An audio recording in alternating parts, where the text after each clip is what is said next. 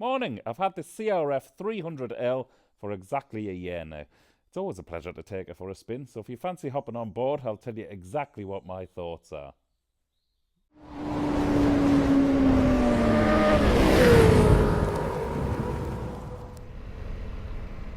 Well, hello again, everybody.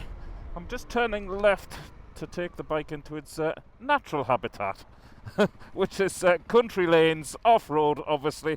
Within the course of this video, I am going to take it onto a main road, because it just occurred to me this morning as I was getting the bike ready to bring out that I haven't really ridden it at sort of motorway speeds. I think I know what the answer is going to be on how it performs at motorway speeds, but anyway, I'll save that for that part of the video. This is obviously what the bike was designed for. It is a dual sport after all. This is where I feel more comfortable on it. Mind you, I'm saying that. You know, I think I've always said this bike, even though I've had it a year, and it's probably the bike I've used the least, but not because of the bike. It's to do with the access, really, which I've only discovered in Ireland. Like, all the fields everywhere are sort of gated off. Now, there's no such thing as sort of bridleways or anything like that in Ireland, really. Not like in the UK. So you can't just go off-road, so to speak, wherever you fancy. You do have to sort of do a bit of research and hope that it's not gated when you get there. Anyway, I've done a few bits and pieces of that since I owned it over the last year. But like I was saying, I've always referred to this motorbike as my Land Rover, my two-wheel Land Rover, because it really does exactly what it was designed to do. It'll go anywhere and it'll tackle anything with aplomb. It's a cracking little bike.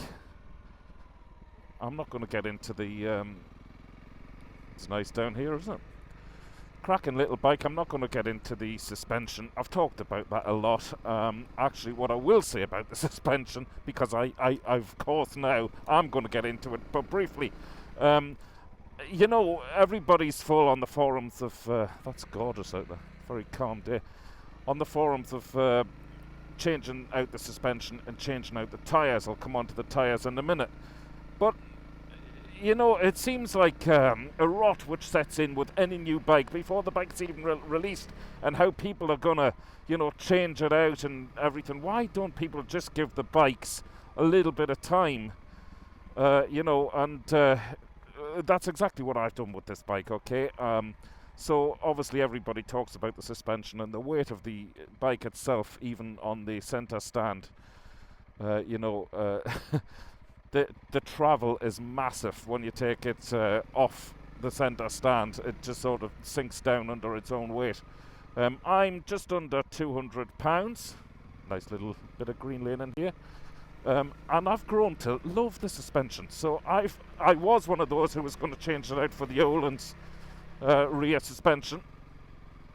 But I've actually grown to love this. The problem with me, you see, at 5'8", is I don't want pheasants there.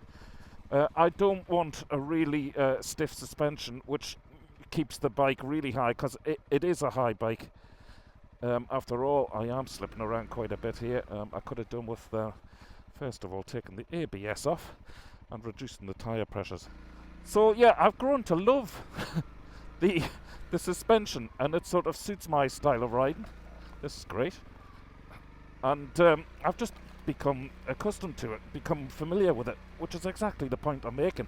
I wish people would ride these new bikes for a while before saying, oh yeah, I'm changing this out and I'm changing that out. However, I will get onto the tyres, of course. The tyres are terrible in this sort of environment. I really do feel as though I have to take a bit of air out. They're at 22 psi front and rear, which is what the manufacturer recommends, when you're riding every day, sort of general purpose. But I take my tyres, if I know I'm going off green lane, and unfortunately I didn't know I was going to meet this morning, I normally take the pressure down to 14 or 15, and it does give it a bit more grip. But if I am going to keep hold of the bike, I'll probably go for a set of Michelin Tracker tyres. they come with good reports. This is a really nice little green lane, isn't it? I'm not going to go too quick because I don't know what's coming the other way. It's clearly used. And around here, the tractors are busy. So I don't want to be tearing around these lanes. The other thing I want to talk about, in fact, you know, before I talk anymore about green laning and the things I've mentioned already, let's get off here. I'll concentrate on getting off here safely, and once I'm off here, I'll go and find a sort of dual carriageway, and I'll see how it performs, you know, at motorway speed, 70 mile an hour, so to speak. But bear with me, the front end is really twitching here. It's nice. I'm really in tune with this bike. Actually, I do. You know, I said when I first got it, it really had built up the confidence in me massively, and that's the reason I bought the bike. Really was to become a better all-round rider and to, well, try another style of riding, which of course is off-road. And I felt as though, like, if I learned to ride over rough terrain like this and slippy terrain like this, it would make me much more in tune and much more aware with the other bikes and the other styles of riding that I do. That was really great. To get through that, and I don't know if you can tell watching this. I don't know if you've seen the other videos I've done of all of my progress with the CRF, but you know, the fact that I'm able to talk as I'm riding through stuff like that and the bike slipping around underneath me, well, it just goes to show what the bike has done for me as a rider. So it's absolutely done its job. So I mean, this time a year ago I would have been petrified of getting through that, sort of creeping through the 2 or 3 miles an hour. As you can see, it's just, I mean, the bike, you can point it at anything. Like I say, my Land Rover on 2 wheels. Okay, that was great finding that now. Right, I'm going to find a sort of, well, not a motorway as such, but a proper road where there could be traffic, and I'll try and keep up with the traffic and see how we get on with that. So, fade to black and fade up from black. We're about to join the N3 road down to Dublin. Give it some socks. It's a very, very talky bike, but of course that's, I'm just going to put the visor down, folks. That's why it's so good out in the green lanes in the fields, because it really does pop along those little mud ruts. It's brilliant.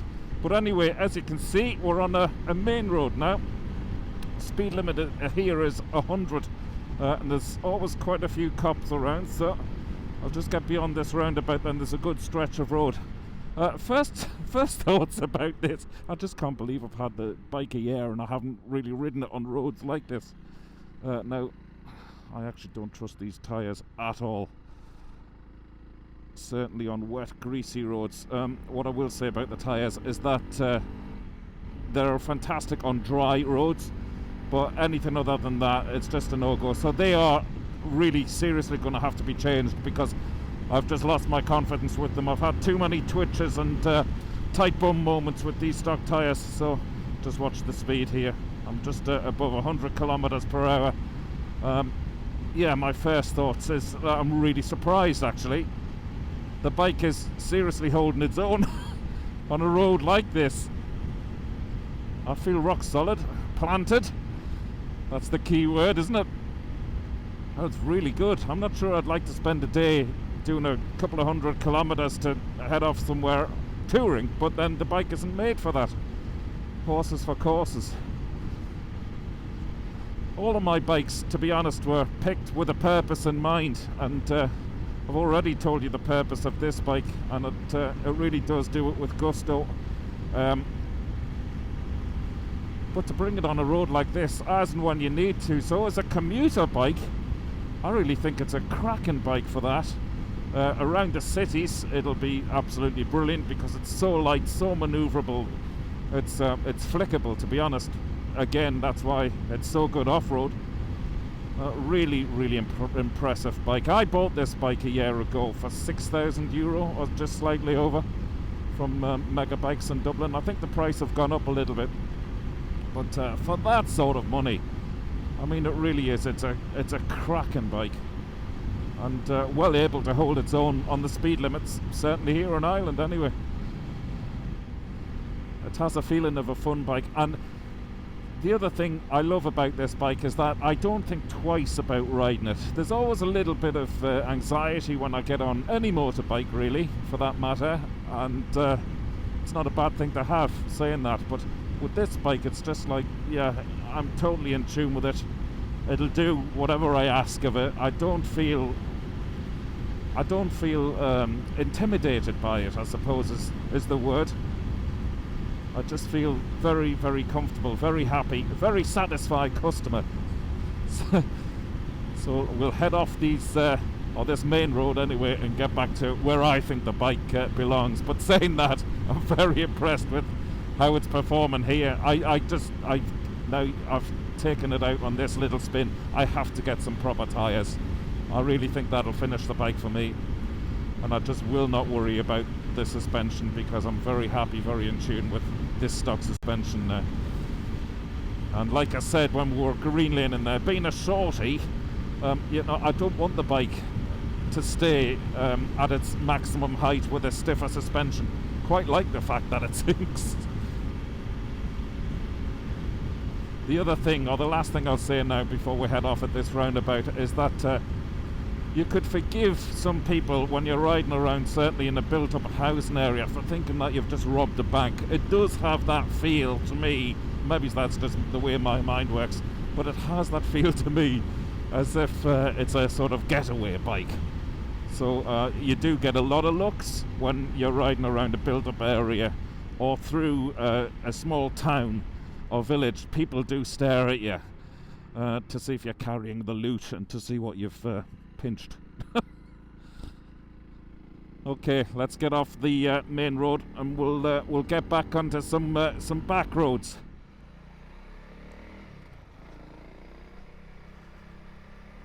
So I'm just heading home now. I've just realised actually after leaving that main road there, it wasn't quite a motorway, of course. I think, to be honest, the bike would struggle taking it up to 120 kilometers an hour. It's just the motorway from where I live, because I'm sort of in the middle of nowhere, is a little bit too far away. I just don't have the time to do that today. But at 100 kilometers and up to 110, it was very happy, as you saw there, very happy sitting there. But at 120, I'm just not sure, the sixth gear, the gearing between fifth and sixth, I've often questioned, to be honest, but then again, that's the trade-off when you've got all that torque down low for off-roading. But 120 kilometers an hour, I think, on a motorway, it might sort of be up against its limits. But then it's not really the sort of bike, as I've said, that you're going to go away touring on, really, is it? Now, if you've been following me for a while, you'll know one of the first things I always pick up on is the comfort of the seat. And when I first sat on this bike a year ago, that was one of the first things I noticed, and I thought, oh God, how am I going to get on with this? But the seat has softened, unless my backside has hardened. I don't know what's going on, but I haven't really noticed the seat. I suspect if I was on it for a day touring, then I possibly would. But like any bike, I like to get off after an hour and a half or 2 hours or so, just for a coffee or a little stretch of the legs. But the seat has really softened up. Other than that, the other thing to comment on is the fuel. The fuel tank's tiny, but then it does about 60 or 70 kilometers, miles to the gallon. Sorry, not kilometers. Its miles to the gallon is seriously impressive. There's been a spillage on the road here, which is why it's painted green. So I shall take it very handy. Other than that, that's all I really have to say about. Oh God, take it easy here. Imagine that. Dropping the bike at the end of the ride out would not be good. And another thing to reflect on is that you can't help but notice that even though it's a naked bike, if you like, I don't feel buffeted or thrown around by the wind flow. Whatever this little screen is doing at the front is doing a grand little job of dispersing the wind around me. I am bloody freezing. It's a very, very cold day today. But that's nothing to do with the bike. It's very clean air, the airflow around it. Where's this car going? And the slipper clutch as well, you know, when you're riding on the clutch throughout the town, as you saw there. Well, indeed, anyway, especially through fields. I mean, but it's great that it's got a slipper clutch. It's feather light, but there's a lovely biting point as well, so you can ride it just on the biting point as well at slow speeds. You know what? I really can't fault the bike. It's a brilliant bike. I hope you can see okay, because it has decided to start spitting rain a little bit. It's alright though, I'm on the way home. If I could just say about the colour of the bike as well, I think for this year, 2023, Honda have just released a new grey colour, and it looks absolutely stunning. I'm not sure it would be for me, however, it's still definitely an eye-catching colour. But I just love the red of this bike.